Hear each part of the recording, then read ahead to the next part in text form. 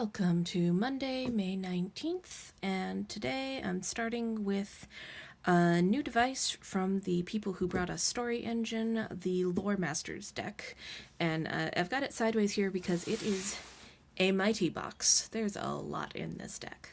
The reason why we've got such a big deck is because we've got an awful lot of cards. So each of the different colored cards is a different noun, like a faction or a location or an event. And then the white cards are modifiers that can modify any of these things. And so this gives you sort of a starting point for where you want to begin discovering things. You can start with a character, you can start with a location, or if you're like me and have trouble coming up with a plot, you can start with an event. So that's what I'm going to do. So I start by drawing a card from the event deck, and each of these cards is double-sided. So I want to start with the single word sides, and this is basically telling me what the event is going to be. So I have the option of a rebirth, a winter, a betrayal, or a boom, and let's be honest, how can I not go with a boom? And then I draw the next card from this same colored deck and flip it over. This gives me some options for things that are about the event. Things like a catalyst or a fallout where it's a mass migration to or from a location.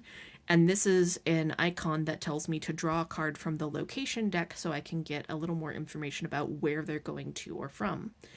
I'm remembered every year on the anniversary. I actually like that.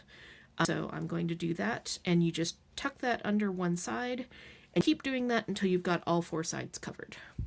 So I finished out this cluster with remembered every year on the anniversary. It was notably silent or loud, the fallout of a new word, expression, or idiom, and the fallout of a ban of a type of object. And this gave me the choice of two different object cards, and I chose one that said thread.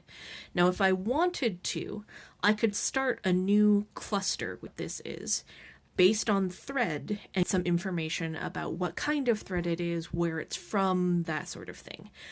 I'm trying to keep this simple and try to not take up too much space and time, so I'm going to leave it here to start with because I think I've got some good things to start with. And you can see what the story turns out to be on my blog, insertscenehere.blogspot.com.